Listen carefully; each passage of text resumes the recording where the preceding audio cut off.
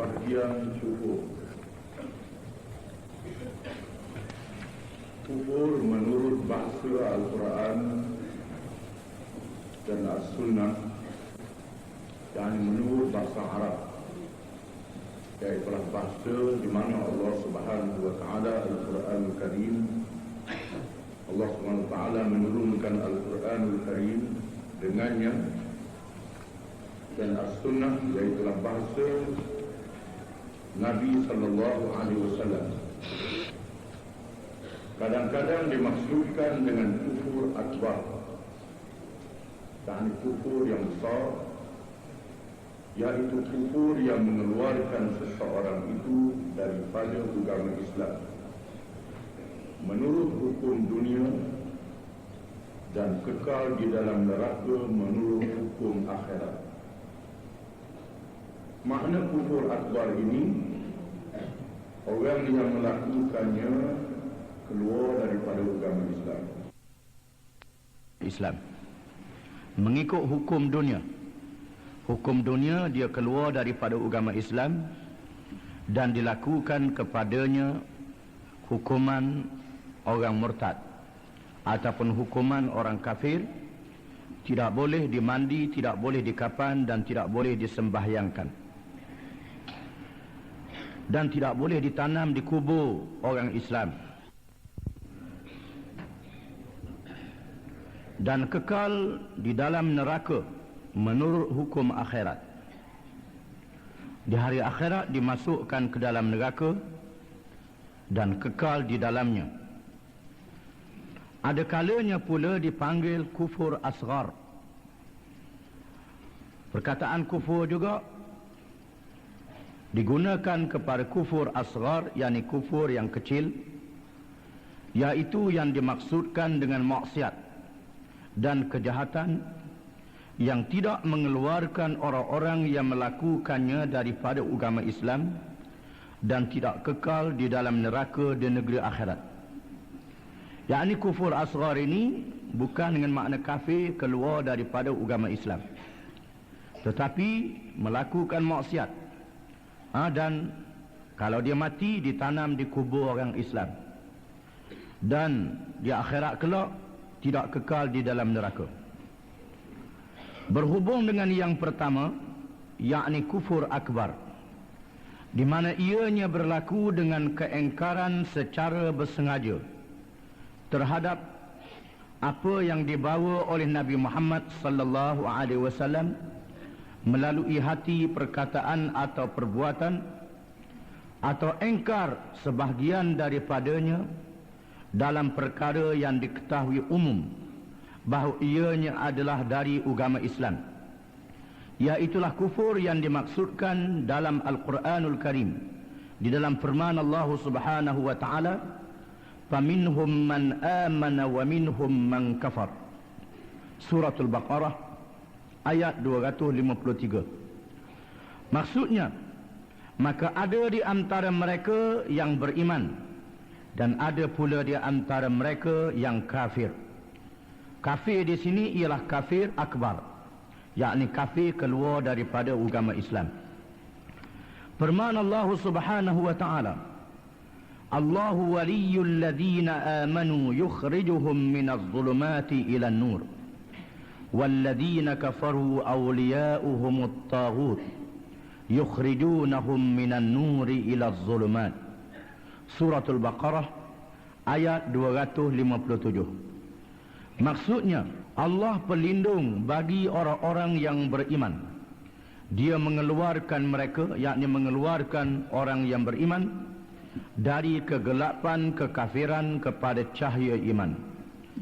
Dan orang-orang yang kafir, pelindung-pelindung mereka ialah taghut, yakni yang melampaui batas Allah, yang mengeluarkan mereka daripada cahaya kepada kegelapan kekafiran. Perkataan kafir di dalam ayat ini dimaksudkan dengan kafir i'tiqad, iaitulah kafir akbar, kafir keluar daripada agama Islam. Allah Subhanahu wa Ta'ala menjadi wali, menjadi pelindung bagi orang yang beriman, dan Allah Ta'ala memberi petunjuk kepada orang yang beriman sehingga diselamatkan orang yang beriman itu daripada kesesatan kepada petunjuk. Allah Ta'ala nampakkan kepadanya perkara yang sesat, perkara yang tidak betul, dan lalu dia kembali kepada petunjuk. Adapun orang-orang yang kafir, pelindung mereka ialah yang menjadi taghut, yang menjadi pelampau kepada ajaran Allah. Sama ada taghut itu syaitan, ataupun orang yang mengaku dirinya menjadi Tuhan, orang yang mengaku mengetahui perkara yang gaib, pemerintah yang tidak menjalankan hukum Allah Ta'ala. Ini termasuk di dalam taghut, di mana pelindung kepada orang-orang yang kafir ialah taghut. Dan taghut ini mengheret orang-orang yang kafir daripada petunjuk kepada kesesatan. Kalau dia nampak perkara yang benar, diheret oleh taghut dan pergi kepada kesesatan. Inilah nasib orang-orang yang kufur, berbeza dengan orang-orang yang beriman.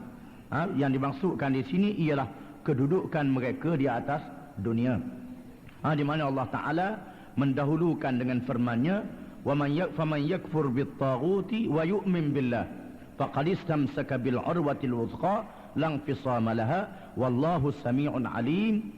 Sesiapa yang mengkufurkan taghut dan beriman kepada Allah, maka sesungguhnya dia telah berpegang kepada simpulan tali yang teguh. Yakni mengkufurkan taghut, mengengkarkan taghut dan beriman kepada Allah, bermakna dia berpegang dengan simpulan tali yang teguh, simpulan tali yang kuat. Di mana apabila kita mahu supaya tali itu kuat, kita sipu di ujung dia. Kalau tali lembu supaya kuat, kita sipu di ujung dia pada kayu, pada menyacang dia ataupun seumpamanya.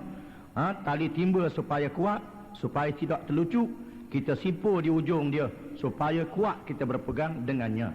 Maka menolak taghut dan beriman kepada Allah, itulah simpulan tali kepada akidah dan kepada iman.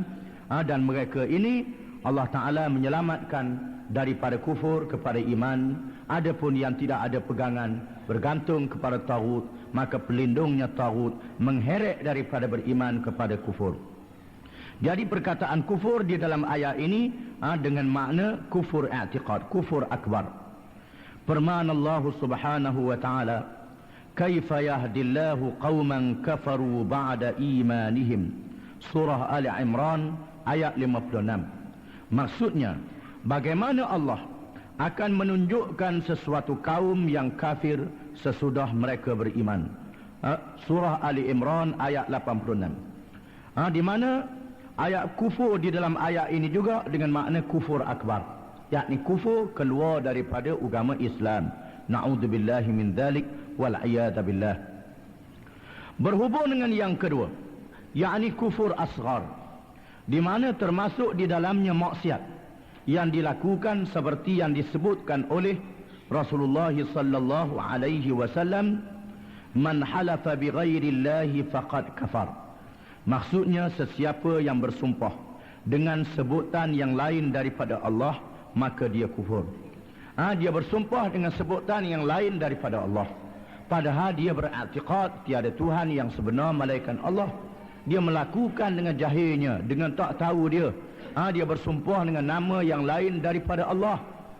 Tidak ada niat di dalam hati dia nak keluar daripada agama Islam. Maka orang ini telah melakukan dosa. Jadi kufur yang dimaksudkan bersumpah dengan yang lain daripada Allah ialah kufur asghar, kufur kecil, kufur berdosa, bukan dengan makna keluar daripada agama Islam. Tetapi sekiranya dia menganggap perkara yang dia sumpah itu adalah Tuhan seperti Allah, berkuasa seperti Allah, maka kufur di situ dengan makna kufur akbar juga.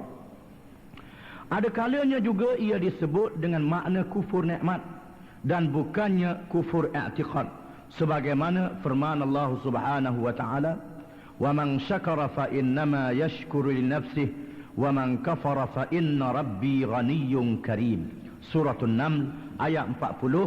Maksudnya, dan barang siapa yang bersyukur, maka sesungguhnya dia bersyukur untuk kebaikan dirinya, dan barang siapa yang kufur, maka sesungguhnya Tuhanku maha kaya lagi maha mulia.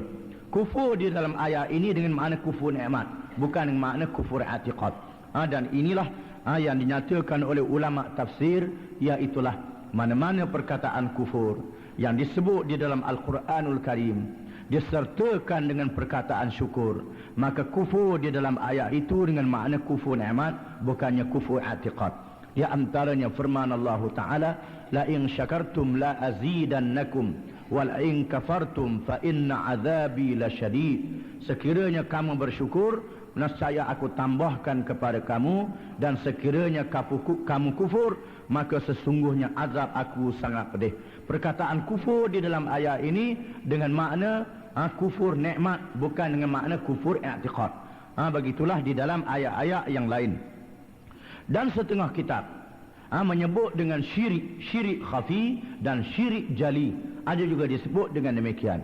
Yang dikatakan syirik khafi, iaitulah syirik yang tersembunyi di dalam hati, seperti riya, menunjuk-nunjuk kepada orang, ujub, heran kepada diri sendiri, sum'ah, supaya didengar menjadi masyhur di kalangan orang. Ini dikelani dengan syirik khafi, di mana syirik khafi ini berdosa orang yang membuatnya. Orang yang ada syirik khafi berdosa dan menghapuskan pahala amalan yang dia buat. Walaupun amalan itu sah mengikut hukum fiqahnya, tetapi dari segi pahalanya di sisi Allah dikurangkan dan tidak diterima. Amalan itu tidak ada pahala di sisi Allah apabila dia melakukan syirik khafi. Adapun syirik jali ialah syirik yang nyata, seperti menyembah berhala, seperti menerima hukum yang lain daripada hukum Allah dengan yakin, dengan terang, dengan nyata, seperti berdoa kepada yang lain daripada Allah. Ini ialah syirik jali, syirik yang terang, syirik yang nyata. Sesiapa yang melakukan syirik yang terang, maka menjadi kufur.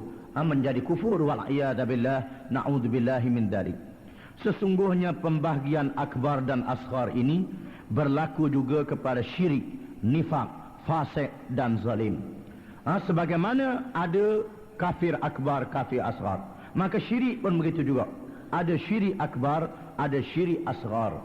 Syirik akbar ialah syirik jali yang mengeluarkan daripada agama Islam. Syirik asghar ialah syirik khafi, nifak. Ada nifak akbar, ada nifak asghar. Munafik akbar ialah munafik i'tiqad, di mana hatinya tidak percaya kepada agama Islam, dia berpura-pura, dia buat lolok bahawa dia ni masuk Islam, padahal hatinya tidak Islam. Ini nifak akbar. Adapun nifak asghar ialah nifak orang yang ada pada dirinya sifat-sifat munafik. Sifat-sifat munafik sebagaimana yang dinyatakan oleh Rasulullah SAW, barang siapa yang ada tiga sifat ini, maka ada padanya tanda-tanda munafik. Iaitulah apabila dia bercakap, dia bohong, apabila dia berjanji, dia mungkir, apabila diberi amanah, dia khianat. Maka ini adalah tanda-tanda munafik. Apabila orang ada sifat ini, padahal i'tiqadnya masih tetap dengan agama Islam, maka dia telah melakukan nifak asghar, nifak kecil, yakni munafik kecil. Fasik, betul juga fasik. Ada fasik kecil dan ada fasik besar. Ada fasik akbar dan fasik asghar. Fasik akbar ialah mengerjakan dosa-dosa besar. Fasik asghar ialah mengerjakan dosa-dosa kecil. Begitu juga dengan zalim. Ada zalim akbar, ada zalim asghar. Zalim akbar ialah zalim yang sangat besar, menyalahgunakan hukum Allah Subhanahu wa taala, tidak menjatuhkan hukuman mengikut hukum Allah Subhanahu wa taala, terutamanya dalam perkara yang melibatkan orang ramai, dalam perkara yang menjadi dosa besar. Adapun zalim asghar ini ialah mengerjakan dosa-dosa kecil. Wallahu alam.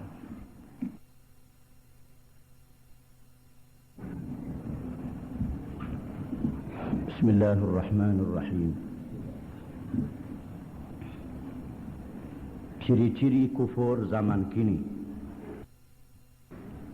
yakni sebab-sebab, punca-punca yang menyebabkan seseorang itu menjadi kafir di zaman sekarang.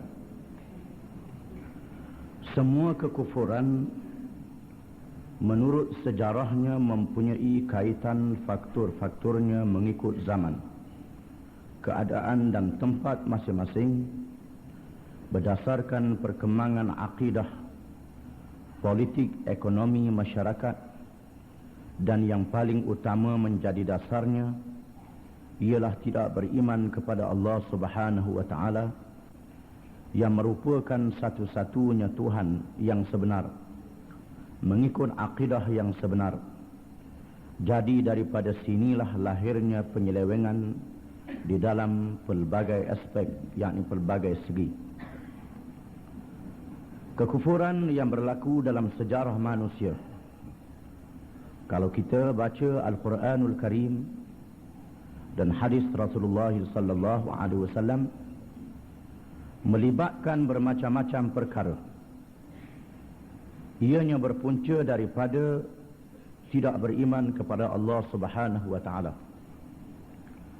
Apabila tidak beriman kepada Allah Subhanahu wa taala, menyebabkan manusia kufur, engkar akan Allah Subhanahu wa taala, sama ada dari segi akidah, seperti mempercayai adanya Tuhan yang lain daripada Allah, adanya hukum yang lain daripada Allah, peraturan hidup yang lain daripada apa yang ditunjuk oleh Allah Subhanahu wa taala, yang berlaku dalam perkara ibadat, seperti menyembah Tuhan-Tuhan yang lain daripada Allah, seperti menyembah berhala yang dilakukan oleh kaum Nabi Nuh alaihi salam dan lain-lain, seperti menyembah manusia, menganggap bahawa manusia juga adalah mempunyai kuasa seperti Allah Subhanahu wa taala, ataupun menandingi kuasa Allah Subhanahu wa taala, seperti yang dilakukan oleh kaum negeri Babil di zaman Nabi Ibrahim alaihi salam, apabila mereka itu menganggap Namrud adalah Tuhan, dan mempercayai bahawa Namrud adalah Tuhan dan mempunyai kuasa seperti Tuhan. Dan seperti yang dilakukan oleh kaum Fir'aun, yang mempercayai bahawa Fir'aun juga mempunyai kuasa seperti Tuhan. Ada di antaranya yang menyeleweng dari segi ekonomi, seperti yang dilakukan oleh kaum Nabi Shu'aib apabila mereka itu menipu timbangan dan sukatan, sebagaimana kisahnya disebut di dalam Al-Quranul Karim. Jadi penyelewengan akidah ini melibatkan bermacam-macam perkara, bukan sahaja dalam perkara ibadat, tetapi juga dalam perkara-perkara politik, perkara ekonomi dan lain-lain. Inilah kisah yang disebut oleh Allah di dalam Al-Quranul Karim. Banyak di kalangan kita yang menyangka bahawa penyelewengan akidah ini apabila menyembah berhala sahaja. Menyembah berhala ini salah satu daripadanya. Termasuk juga menyeleweng akidah, menyembah manusia, menyembah benda, menyembah ekonomi, menyembah benda.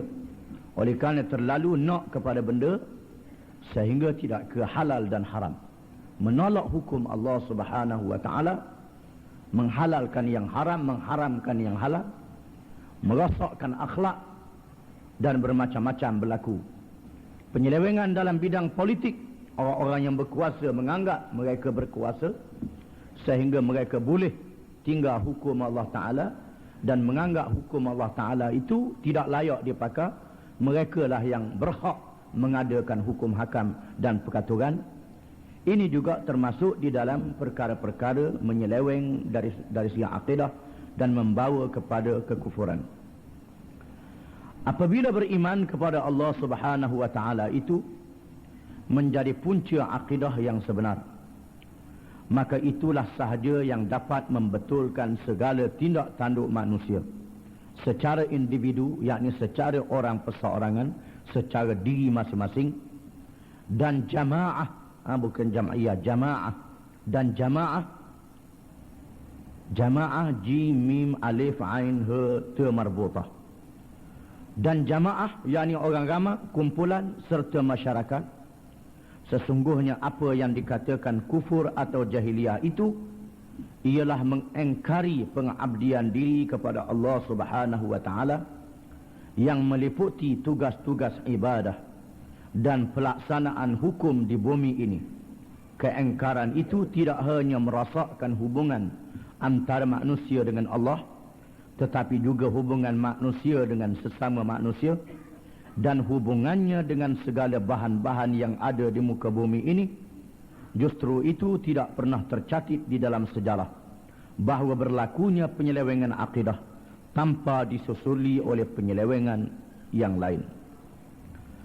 Beriman kepada Allah Subhanahu wa taala adalah punca akidah yang sebenar. Daripadanya tumbuh beriman kepada Rasul, beriman kepada malaikat, beriman kepada kitab, beriman kepada hari akhirat, beriman kepada qada dan qadar. Di mana beriman kepada Allah menjadi punca kepada segala-galanya, perkara yang sangat penting. Dan beriman kepada Allah inilah yang membetulkan manusia. Sama ada manusia itu seorang, diri masing-masing. Apabila seseorang itu beriman kepada Allah, maka dirinya menjadi betul. Ataupun dari segi jamaah, kumpulan, parti, puak, mestilah sebagaimana orang perseorangan beriman kepada Allah, maka kumpulan juga beriman kepada Allah. Masyarakat juga beriman kepada Allah. Ini makna beriman kepada Allah. Melibatkan manusianya, sama ada manusia itu seorang diri ataupun manusia itu dalam rumah tangga, dalam kumpulan, dalam puak, mestilah beriman kepada Allah. Dengan beriman kepada Allah, membetulkan diri manusia, membetulkan kumpulan manusia, membetulkan puak manusia. Kufur dan jahiliyah ialah engkar akan mengabdikan diri kepada Allah Subhanahu wa taala. Ini yang dinamakan kufur, yang dinamakan jahiliyah. Kufur artinya engkar, jahiliyah artinya pahaman tak erti, tidak mengerti. Ini makna jahiliyah. Tidak mengerti ataupun mengikut bahasa Terengganu kita tak erti bahasa. Tak erti bahasa. Ini makna jahiliyah. Lalu mereka itu menentang Allah Subhanahu wa taala, lawan Allah Subhanahu wa taala. Apabila kufur, apabila engkar akan Allah, bukan sahaja manusia itu tidak beriman kepada Allah, tetapi membawa keburukan kepada dirinya. Apabila dia tidak beriman kepada Allah, dia buat apa sahaja. Dia bunuh diri dia, dia buat perkara-perkara yang merosakkan diri dia, minum arak, berzina, kerja-kerja maksiat yang merosakkan diri, yang merosakkan manusia, yang merosakkan hubungan sesama manusia, dan merosakkan hubungan manusia dengan benda-benda, menggunakan benda-benda secara yang tidak memberi faedah, yang tidak memberi manfaat. Kerana apabila tidak beriman kepada Allah, maka manusia itu tidak ke halal dan haram. Mungkin akidah itu ada, tetapi adanya semata-mata adalah tidak mencukupi tanpa penggerak manusia, menggerakkan manusia ke arah benar-benar melaksanakan hukum Allah Subhanahu wa taala. Keadaan yang sedemikian pernah berlaku pada orang-orang Arab jahiliyah yang beriman dengan wujudnya Allah Subhanahu wa taala, seperti firman Allah Subhanahu wa taala, "Wala in sa'altahum man khalaqas samawati wal ard la yaqulunna Allah qulil hamdulillah bal aktsaruhum la ya'lamun." Surah Luqman ayat 25. Maksudnya, dan sesungguhnya jika kamu tanyakan kepada mereka siapakah yang menjadikan langit dan bumi, tentu mereka menjawab Allah. Katakanlah alhamdulillah. Bahkan kebanyakan mereka itu tidak mengerti, tidak tahu. Yakni apabila ditanya adakah beriman kepada Allah, semuanya mengaku beriman kepada Allah, percaya kepada Tuhan. Bukan sahaja orang-orang Islam percaya kepada Tuhan, bahkan orang-orang kafir yang terang-terang kafir itu pun percaya juga kepada Tuhan. Tetapi di samping mereka percaya kepada Tuhan, mereka juga percaya kepada yang lain daripada Tuhan. Ini masalahnya. Kepada Tuhan pun percaya, kepada yang lain daripada Tuhan pun percaya juga. Percaya kepada yang lain daripada Tuhan tu serupa dengan percaya macam Tuhan juga. Inilah masalahnya. Percaya kepada yang lain daripada Tuhan. Menyembah berhala, menganggap berhala boleh disembah macam Tuhan. Percaya kepada yang lain daripada Tuhan. Percaya ke Tuhan. Tuhanlah yang menjadikan alam, Tuhanlah yang beri rezeki, tapi percaya juga kepada yang lain daripada Tuhan, boleh beri rezeki serupa dengan Tuhan juga. Dalilnya macam mana? Bila repok, takut ke manusia, takut kepada makhluk lebih daripada takut kepada Tuhan. Ini menandakan bahawasanya kepercayaan kepada Tuhan itu tidak sungguh-sungguh. Sesungguhnya mereka tidak beriman dengan sebenar-benarnya. Kerana di samping itu mereka mengada-ngadakan Tuhan-Tuhan yang lain daripada Allah Subhanahu wa taala, walaupun secara wasitah, yakni secara perantaraan semata-mata. Dan di dalam muamalat pula, di dalam muamalat yakni kira bicara, berniaga, bercocok tanam dan seumpamanya, mereka tidak mengendahkan syariat Allah Subhanahu wa taala. Tak kira syariat Allah Taala, asal boleh ambil benda sudah, asal boleh hutang sudah, asal boleh ambil sebanyak-banyaknya, tak peduli dah syariat Allah Subhanahu wa taala. Ini menandakan bahawa iman mereka tidak sempurna. Di mana dalam politik dan perundangan mereka menerima dasar yang lain daripada ajaran Allah Subhanahu wa taala. Dalam politik tidak lagi ikut politik cara Islam, ikut politik cara yang bukan Islam. Dalam perundangan pun begitu juga, memakai perundangan yang lain daripada apa yang ditunjuk oleh Allah Subhanahu wa taala. Firman Allah Subhanahu wa taala, apa hukmal jahiliyyati yabghun wa man ahsanu minallahi hukman liqaumin yuqinun. Suratul Maidah ayat 50. Maksudnya, apakah hukum jahiliyah yang mereka kehendaki, dan hukum siapakah yang lebih baik daripada hukum Allah bagi orang-orang yang yakin? Allah Ta'ala bertanya, adakah mereka itu mahu kepada hukum jahiliyah? Yang duduk pakar hukum jahiliyah tu, mereka mahu kepada hukum jahiliyah.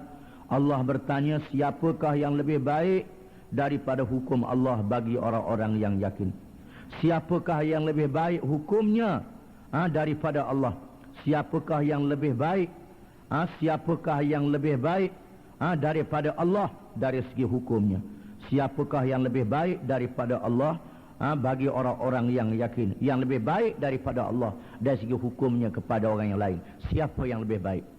Tetapi manusia menganggap hukum Allah Ta'ala ni tak berapa baik. Dalilnya pasal apa? Mereka pakar hukum yang lain, mereka pakar undang-undang yang lain. Bila tanya, semua kata percaya ke Allah Ta'ala belaka, beriman kepada Allah Ta'ala belaka. Bahkan ada di antara mereka itu yang semayang, ada di antara mereka itu yang berpuasa, ada di antara mereka itu yang mengerjakan haji. Bukan sekali dua haji, acak haji, tiap-tiap tahun haji. Tetapi menganggap hukum yang lain daripada hukum Allah baik pada hukum Allah Ta'ala. Di mana letaknya kepercayaan mereka kepada Allah? Di mana mereka letak la ilaha illallah, tiada Tuhan yang sebenar malaikat Allah, tiba-tiba pergi pakar hak lain daripada Allah Ta'ala. Di mana mereka menyebut inna salati wa nusuki wa mahyaya wa mamati lillahi rabbil alamin. Sesungguhnya sembahyang aku, ibadat aku, hidup aku, mati aku semata-mata kerana Allah, Tuhan sekalian alam. La syarika lahu, tidak ada sekutu baginya. Wa bidzalika umirtu, dan begitulah aku disuruh. Wa ana minal muslimin, dan aku termasuk di kalangan orang Islam. Pada masa semayang mengaku, lepas semayang pakar hak lain pula. Bila mengerjakan haji, mereka menyebut labbaik Allahumma labbaik, labbaik la syarika laka labbaik, innal hamda wan ni'mata laka wal mulk la syarika lak. Ya wahai Tuhanku, ya wahai Tuhanku, labbaik Allahumma labbaik, labbaik la syarika lak. Ya wahai Tuhanku, tiada sekutu bagimu. Innal hamda, sesungguhnya segala pujian, wan ni'mata, dan nikmat, wal mulk, dan milik adalah bagimu wahai Tuhanku. La syarikalah, tiada sekutu bagimu. Tetapi lepas balik Mekah, kadang-kadang tak balik, masa duduk Mekah tu pun tak ke Islam, tak ke halal, tak ke haram dah. Di mana letaknya kepercayaan mereka kepada Islam, i'tiqad mereka kepada Islam. Inilah yang dimaksudkan apabila ditanya siapa Tuhan mereka, semua mengatakan Allah, tetapi perangai dan perbuatannya engkar akan Allah Subhanahu wa taala. Ciri-ciri kufur yang utama ialah tidak beriman kepada Allah Subhanahu wa taala dan tidak Islam, yakni menyerah diri kerana akidah dan syariat atau iman dan Islam itu tidak dapat dipisahkan. Kita naklah sedar, walaupun rukun iman disebut suku daripada rukun Islam, tetapi iman dan Islam tidak boleh bercerai tangga, tidak boleh dipisahkan di antara satu sama lain.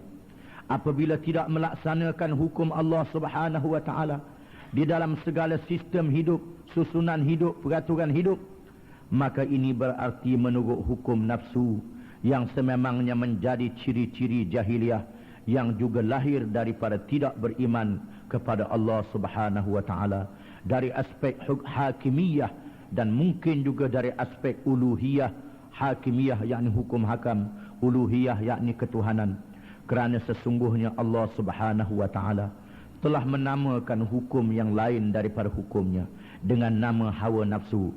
Firman Allah Subhanahu wa taala, wa anihkum bainahum bima anzalallah wa la tattabi' ahwa'ahum. Suratul Maidah ayat 49. Maksudnya, dan hendaklah kamu berhukum di kalangan mereka dengan apa yang diturunkan oleh Allah, dan janganlah mengikut hawa nafsu mereka. Yakni hukum yang lain daripada hukum Allah namanya hukum hawa nafsu. Hukum umpamanya pencuri dipotong tangan dengan syarat-syarat dan nisabnya, peraturannya, ini hukum Allah. Pencuri dihukum penjara, ini hukum hawa nafsu. Ini terang dan jelas umpamanya. Allah mengatakan bahawa arak, judi adalah haram. Tiba-tiba dengan syarat, kalau bergiang-bergiang jadi halal, kalau bergiang-bergiang jadi haram. Ini hukum nafsu namanya. Hukum nafsu namanya. Allah Ta'ala kata mestilah diberi kepada fakir dan miskin. Orang yang berhak diberi pertolongan. Tiba-tiba dia beri pertolongan kepada orang yang tidak berhak diberi pertolongan. Orang yang sudah senang diberi pertolongan. Ini nafsu namanya. Nafsu juga. Jangan kita faham nafsu ni minum arak je nafsu, berzina je nafsu. Hak lain dok nafsu. Bila boleh halal kita dok nafsu. Jangan begitu. Lain daripada hukum Allah namanya hukum hawa nafsu. Inilah yang dinyatakan oleh Al-Quranul Karim. Jelasnya, cara mengikut hawa nafsu itu adalah berbeza dari masa ke masa, dari umat ke umat, dari negeri ke negeri, tetapi tidak terkeluar dari prinsipnya sama ada untuk kepentingan individu atau jamaah tertentu. Dan sesungguhnya Allah Subhanahu wa taala maha suci daripada mempunyai maslahat dirinya melalui hukumnya. Ikut hawa nafsunya berbeza di antara satu zaman dengan satu zaman yang lain. Ada zaman mengikut hawa nafsu ni menyembah berhala. Ada zaman mengikut hawa nafsu ni berjudi. Ada zaman mengikut hawa nafsu ni ialah mengadakan liwat sebagaimana kaum Nabi Lut. Ada zaman mengikut hawa nafsunya merampak menyamun. Ada zaman mengikut hawa nafsunya macam-macam capur belaka. Ada belaka.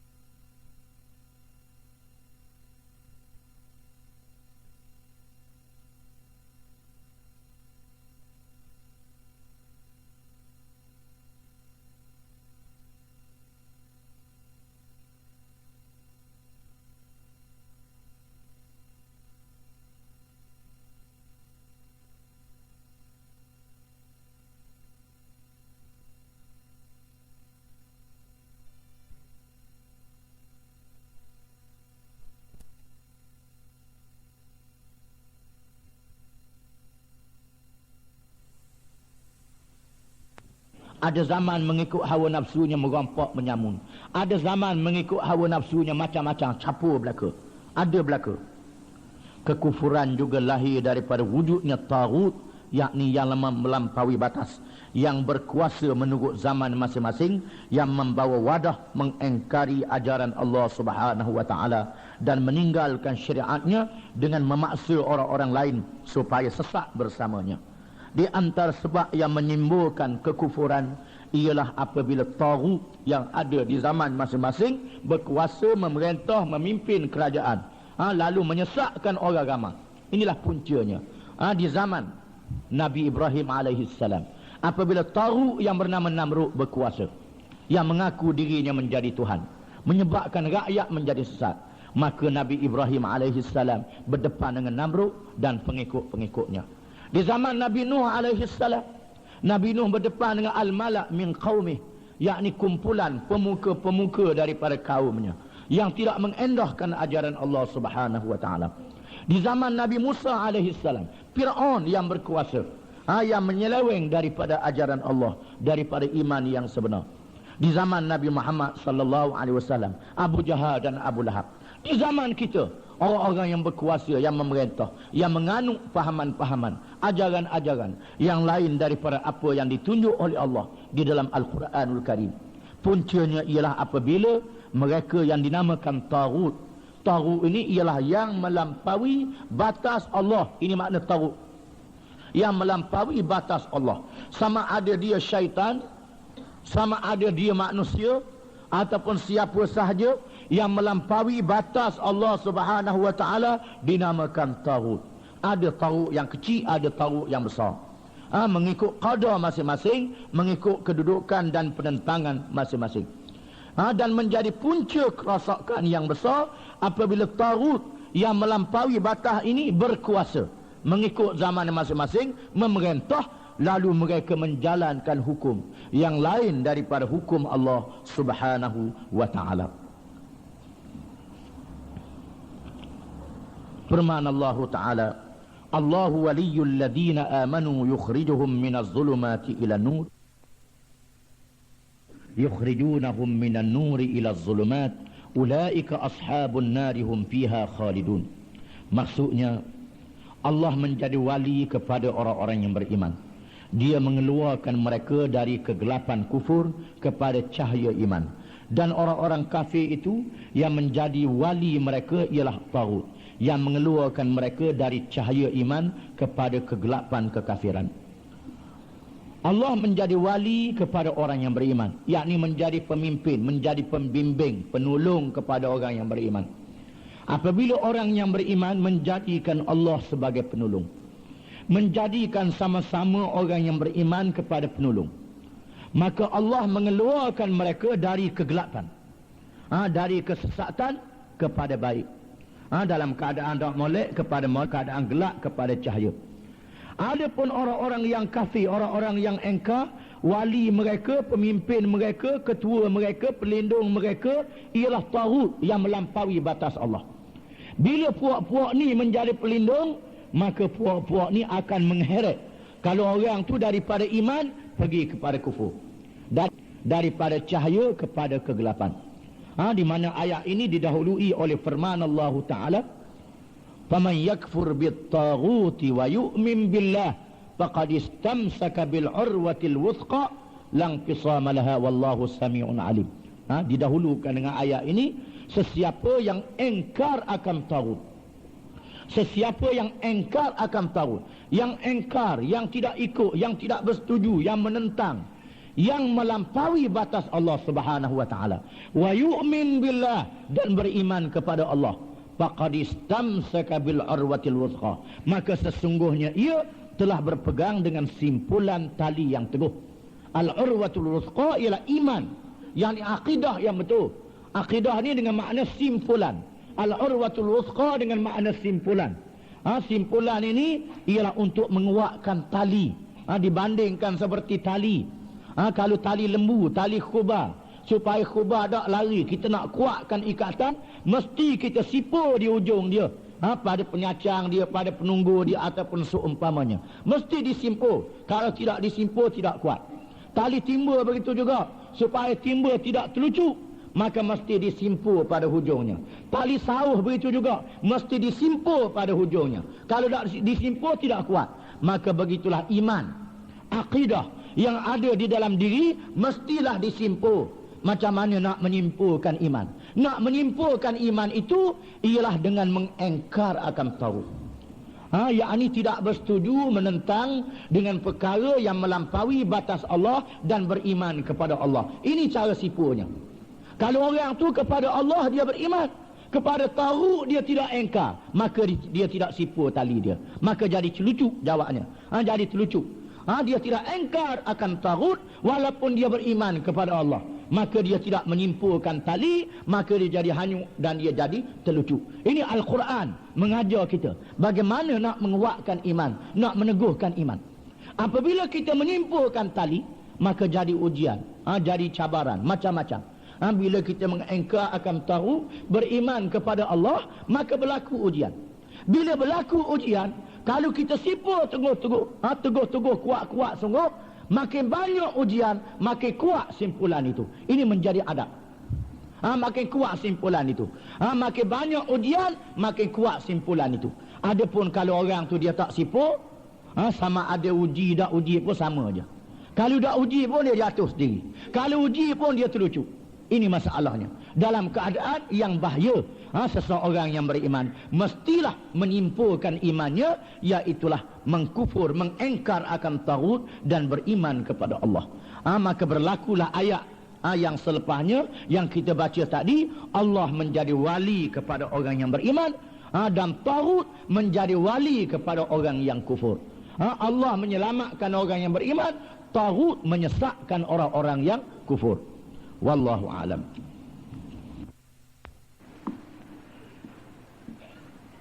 Bismillahirrahmanirrahim. Contoh taghut yang dihuraikan secara panjang di dalam Al-Quran ialah Fir'aun. Taghut ialah yang melampaui batas Allah Subhanahu wa ta'ala, ataupun yang melangkah batas Allah Subhanahu wa ta'ala, sama ada dari kalangan manusia ataupun dari kalangan jin. Sama ada yang mengaku menjadi Tuhan ataupun yang menyanggah hukum-hukum Allah Subhanahu wa ta'ala, ataupun yang meletakkan pada dirinya sifat-sifat Allah Subhanahu wa ta'ala. Mereka itu dikenali dengan taghut, yakni yang melampaui batas Allah, yang melangkah batas Allah Subhanahu wa ta'ala. Al-Quranul Karim menyebut kepada kita satu contoh, salah satu daripada contoh taghut ialah Fir'aun. Mengapakah Fir'aun dianggap taghut? Firman Allah Ta'ala, idhab ila fir'auna innahu tagha. Surah Taha ayat 24. Maksudnya, pergilah kepada Fir'aun.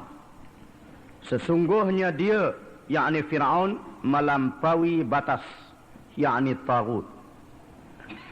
Fir'aun dianggap taghut, melampaui batas, kerana mengaku menjadi Tuhan.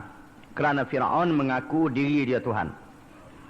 Bukannya dengan makna dia mengaku bahawa dialah yang menjadikan alam ini. Makna menjadi Tuhan bukan maksudnya Fir'aun menjadikan alam, menjadikan langit dan bumi, tetapi adalah dengan makna bahawa dialah yang berkuasa dengan hak undang-undang dan peraturan yang diciptanya sendiri untuk menghukum rakyat.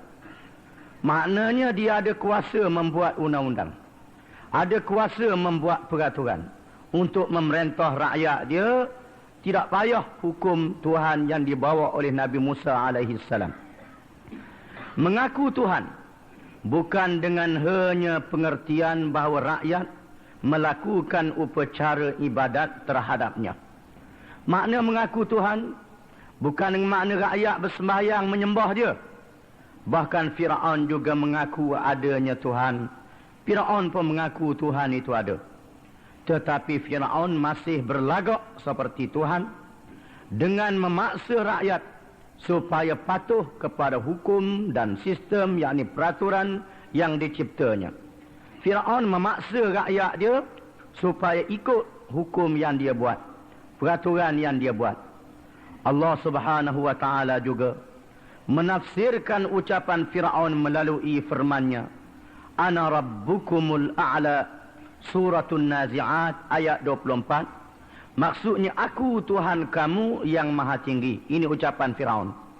Dengan ucapannya di satu masa yang lain, Allah menghuraikan di antara sifat Fir'aun yang berlagak diri dia menjadi Tuhan, ialah Fir'aun pernah berkata, sebagaimana yang diceritakan oleh firman Allah Ta'ala, alaysa li mulku Misra wa hadhihi al-anharu tajri min tahti afala tubsirun am ana khairum min hadha alladhi huwa mahin wa la yakadu yubin falawla ulqiya alayhi aswiratun min dhahab aw jaa ma'ahu al-malaikatu muqtarinin. Surah Az-Zukhruf ayat 51 hingga 53. Maksudnya, bukankah kerajaan Mesir ini kepunyaanku, kata Firaun. Kerajaan Mesir adalah milik aku. Dan kamu tidak ada, adakah kamu tidak melihat? Adakah kamu tidak melihat? Kamu tidak nampak bahawa kerajaan Mesir ini adalah di bawah tangan aku? Bukankah aku lebih baik dari orang yang hina dan yang hampir tidak dapat menjelaskan perkataannya? Tidakkah aku ini lebih baik daripada orang yang hina? Yang dimaksudkan orang yang hina ialah Nabi Musa alaihissalam. Aku lebih baik daripada Musa yang hina, yang tidak dapat menjelaskan perkataannya. Perkataan dia pun tak berapa jelas, tidak berapa terang. Kerana disebutkan bahawa Nabi Musa ni dalam keadaan gagap-gagap, kerana lidah dia tersimpuk, kerana ada kan pada lidahnya. Sebagaimana diriwayatkan dia pernah memegang bara dan meletakkan ke dalam mulutnya apabila dia menjadi anak angkat Firaun. Dan Nabi Musa berdoa, Rabbi syrah li sadri wa yassir li amri wahlul 'uqdatam min lisani. Wahlul 'uqdatam min lisani. Ya Allah, ya Tuhanku, hilangkanlah simpulan lidah yang ada padaku. Ya Tuhanku. Ini doa Nabi Musa alaihissalam. Nabi Musa, Firaun mempersendakan Nabi Musa alaihissalam. Bukankah aku lebih baik dari orang yang hina dan yang hampir tidak dapat menjelaskan perkataannya? Mengapa tidak dipakaikan gelang dari emas? Mengapa tidak ada pada dia gelang emas? Gelang emas ni ialah tanda pingat kebesaran. Nabi Musa tidak ada padanya gelang emas yang menandakan kebesaran, kekuasaan, pangkat. Atau malaikat datang bersama-sama dia untuk mengiringinya. Ataupun malaikat ada bersama dengan dia.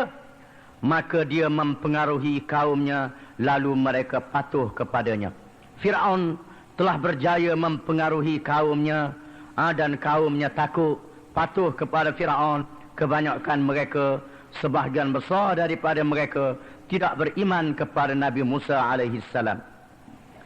Jelas sekali perbandingan yang dibuat di antara dirinya yang menjadi pihak yang berkuasa, dengan segala rupa kemewahan, kebendaan, sedangkan Nabi Musa alaihissalam tidak ada kuasa dan kebendaan, bahkan menganggap apa yang dibawa oleh Nabi Musa alaihissalam itu membawa kerosakan di muka bumi. Firaun mengatakan Nabi Musa tidak ada kuasa, Nabi Musa tidak ada pangkat, Nabi Musa tidak ada harta, tidak ada benda untuk beri kepada kamu. Oleh kerana itu, apa guna kamu ikut Nabi Musa? Ikutlah aku. Aku yang berkuasa, aku yang ada benda. Inilah ucapan Firaun ketika melawan Nabi Musa alaihissalam. Bahkan Firaun menganggap Nabi Musa adalah sesat. Nabi Musa membuat kerosakan. Firman Allah Ta'ala, Atadharu Musa wa qawmahu liyufsidu fil ard wa yadharaka wa alihatak. Suratul A'raf ayat 127. Maksudnya, yakni ucapan Firaun. Allah menceritakan ucapan Firaun. Apakah kamu membiarkan Musa dan kaumnya untuk membuat kerosakan di negeri ini dan meninggalkan kamu serta Tuhan-Tuhan kamu? Adakah kamu nak biar, kamu nak lock Nabi Musa ni buat rosak, buat punah dalam negeri? Menuduh Nabi Musa alaihissalam buat punah. Supaya kamu meninggalkan Tuhan-Tuhan kamu. Yakni meninggal menyembah berhala, menyembah Firaun. Ini adalah ucapan Firaun. Melakukan kerosakan menurut ta'rif mereka. Menurut makna yang mereka kehendaki. Ialah menukarkan sistem yang ada itu. Menukarkan peraturan yang ada itu, undang-undang yang ada, kepada cara yang ditunjukkan oleh Allah Subhanahu wa ta'ala. Tinggal peraturan yang dibuat oleh manusia ikut perintah Allah Ta'ala. Inilah rosak yang dimaksudkan oleh Fir'aun. Sesungguhnya itulah dia gambaran taghut, jahiliyah, kufur sejak dahulu hinggalah sekarang. Inilah caranya zaman dulu sampai zaman sekarang. Dan Al-Quranul Karim adalah mukjizat, petunjuk sehingga hari kiamat. Apa segala contoh yang disebut oleh Al-Quran adalah contoh yang berlaku zaman sekarang. Bila kita baca kisah Fir'aun, cerita Fir'aun dalam Quran, kita jangan ingat bahawa perangai dan ajaran yang dibawa oleh Fir'aun itu habis.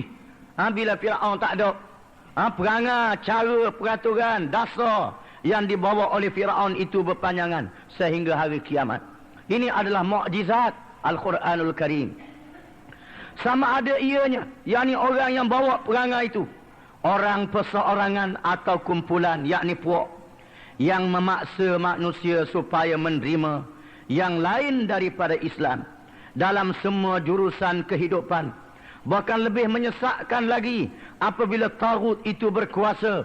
Lebih menyesakkan lagi apabila taghut itu memerintah berkuasa. Inilah dia cabaran paling hebat dihadapi oleh Rasul-Rasul alaihimussalatu wassalam dan orang-orang beriman yang bersama-sama mereka.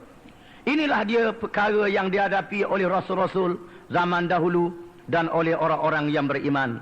Firman Allah Subhanahu wa taala, "Walaqad ba'atsna fi kulli ummatin rasulan an ya'budullah wajtanibut taghut." Suratul Nahl ayat 36. Maksudnya, dan sesungguhnya kami telah mengutuskan di kalangan tiap-tiap umat itu seorang rasul dengan memerintah dia, yakni memerintah rasul itu supaya menyeru, hendaklah kamu menyembah Allah dan jauhilah taghut.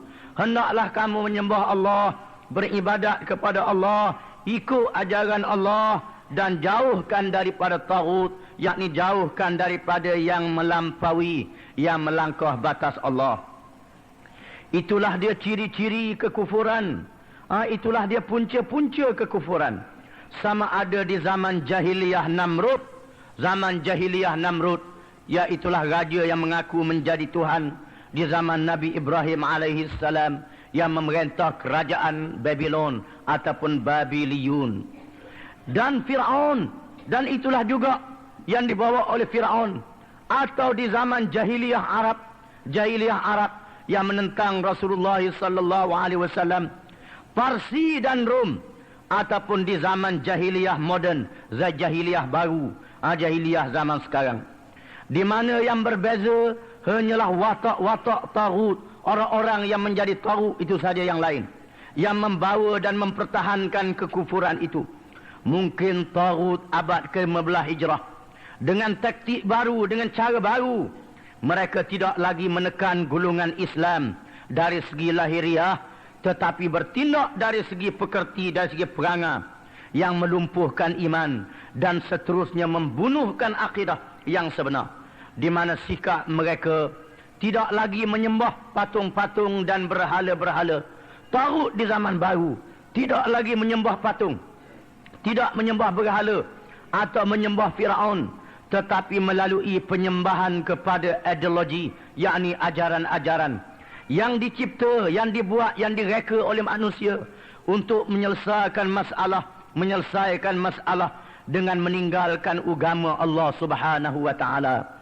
Allah Taala sudah menerangkan hukumnya di dalam Al-Quran, tetapi manusia buat hukum dia sendiri, peraturan dia sendiri. Inilah peraturan baru taghut yang ada di zaman sekarang. Allah Ta'ala menetapkan arak itu haram, mereka mengatakan arak itu halal. Allah Ta'ala menetapkan hukuman pencuri dipotong tangan, mereka buat undang-undang lain. Dan banyak lagi. Ataupun agama Allah Subhanahu wa Ta'ala itu diperintah oleh manusia dan akalnya. Agama Allah Ta'ala diperintah oleh manusia, ikut fikiran manusia, bukan manusia ikut perintah agama Allah.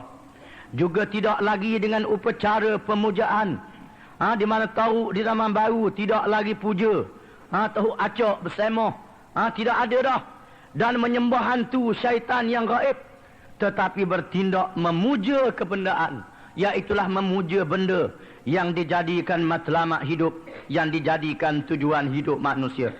Al-Imam Ibn Taymiyah telah menyebut hadis yang diriwayatkan oleh Imam Muslim. Telah bersabda Rasulullah sallallahu alaihi wasallam, "Yakhruju qaumun min ummati yaqra'una al-Qur'an, laisa qur'anukum ila laisa qira'atukum ila qira'atihim bi syai', wala salatukum ila salatihim bi syai'. Yaqra'una al-Qur'an yahsabunahu annahu lahum wa huwa 'alaihim. La tujawizu qira'atuhum taraqiyahum yamruquna minal islami kama yamruqus sahmu minar ramiyah." Rawahu Muslim. Maksudnya, akan lahir di antara umatku, akan ada di antara umat aku di akhir zaman, kata Rasulullah sallallahu alaihi wasallam, suatu kaum, suatu puak manusia daripada umat aku juga yang mengaku Islam, yang membaca Quran. Mereka ni baca Quran bukan seperti lazimnya kamu membaca, bukan macam kamu baca dengan hati yang khusyuk, dengan hati yang takut akan Allah, tetapi mereka baca main-main saja. Dan sembahyangmu berlainan dengan sembahyang mereka. Mereka semayang lain daripada apa yang kamu semayang. Kamu semayang kerana Allah, mereka semayang kerana manusia. Membaca Al-Quran dengan mengira bahawa Al-Quran itu sebagai propaganda da'ayah mereka. Mereka baca Quran untuk da'ayah, bukan nak ikut ajaran Quran. Padahal ia adalah hujah ke atas mereka. Al-Quran itu padahalnya hukum yang dikenakan ke atas mereka. Bacaan mereka tidak melebihi kerongkongnya. Mereka baca Quran tak masuk dalam hati, sekadar kerongkong saja. Mereka keluar dari Islam sebagai anak panah keluar dari busurnya. Mereka tubik daripada Al-Quran, tubik daripada Islam, serupa dengan mudahnya anak panah tubik daripada busurnya. Mereka baca Quran, kemudian mereka kata Quran tak boleh pakai dah, tak boleh pakai belaka. Inilah sebenarnya apa yang dinyatakan oleh Rasulullah sallallahu alaihi wasallam. Riwayat Imam Muslim. Menurut satu riwayat yang lain, telah bersabda Rasulullah sallallahu alaihi wasallam, "Yaqtuluna ahlal iman wa yad'una bagi di atas dal, wa yad'una ahlal awthan, la in adraktuhum la aqtulannahum qatla'at." Muttafaqun alaih. Maksudnya, mereka memerangi orang-orang yang beriman. Golongan ini memerangi orang-orang yang beriman dan membiarkan penyembah-penyembah berhala. Sekiranya aku menjumpai mereka, nescaya aku akan perangi mereka seperti memerangi kaum 'Ad. Muttafaqun alaih, yakni hadis riwayat Bukhari dan Muslim. Iman wajib dipelihara dan dipertahankan. Oleh kerana iman sahajalah yang menjamin keselamatan dan kesejahteraan manusia di dunia dan akhirat, di mana segala kepentingan yang lain itu adalah tempelan semata-mata. Imanlah yang menjamin keselamatan manusia. Kalau tak ada iman, maka semua amalan tidak sah.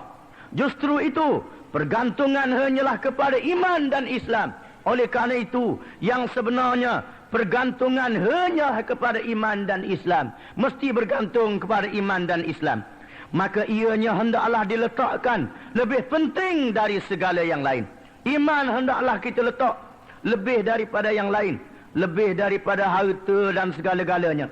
Jadi kerana itulah Rasulullah sallallahu alaihi wasallam dan sahabatnya radhiyallahu anhum telah meletakkan iman dan Islam itu mengatasi kepentingan nyawa, keluarga, anak beranak, bangsa, tanah air, harta dan lain-lain. Oleh kerana itu, maka Rasulullah sallallahu alaihi wasallam meletakkan iman lebih daripada nyawa. Rela mati kerana memelihara iman. Lebih daripada keluarga, rela meninggalkan keluarga kerana iman. Lebih daripada bangsa, kerana sayang kepada iman. Bukan tak sayang ke nyawa, tak sayang keluarga, tak sayang bangsa, tetapi iman lebih daripada segala-galanya. Iman yang menyelamatkan nyawa, iman yang menyelamatkan keluarga, anak beranak, iman yang menyelamatkan bangsa, iman yang menyelamatkan tanah air, yang menyelamatkan harta dan lain-lain. Kalau iman tidak selamat, maka semuanya tidak selamat. Walaupun yang lain tu kita kata selamat, hakikatnya tidak selamat. Kalau iman selamat, maka semuanya selamat. Walaupun tidak dinafikan bahawa kepentingan tersebut juga mesti dipertahankan, tetapi iman dan Islamlah yang menyelamatkan itu semua. Iman dan Islamlah yang menyelamatkan segala-galanya. Sesungguhnya sirah Rasulullah sallallahu alaihi wasallam membawa peristiwa pengajaran betapa mulianya iman itu kepada hidup dan matinya manusia. Sirah Rasulullah sallallahu alaihi wasallam mengajar kita betapa mulianya iman itu dalam menyelamatkan hidup kita dan menyelamatkan kita pada masa kita mati.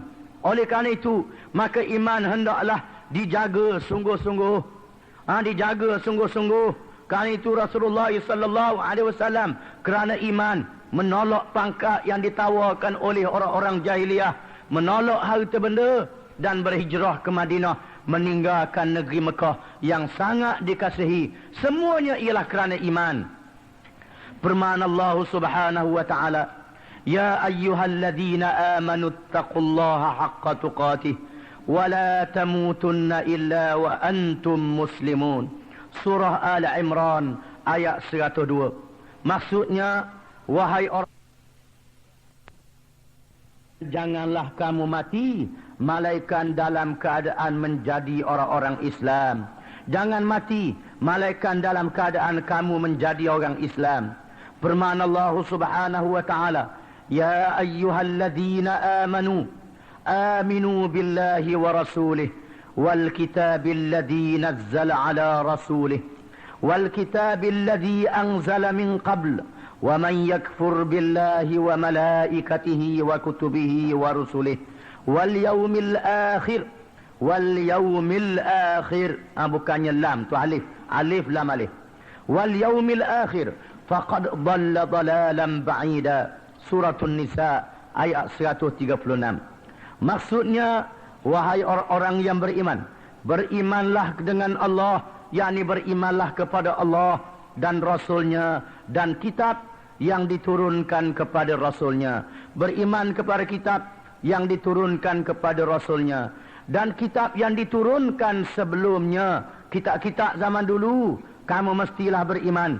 Barang siapa yang mengkufurkan Allah, yang tidak percaya kepada Allah, yang engkar akan Allah, malaikatnya, kitabnya, Rasulnya dan hari akhirat, sesungguhnya dia sesat sejauh-jauhnya.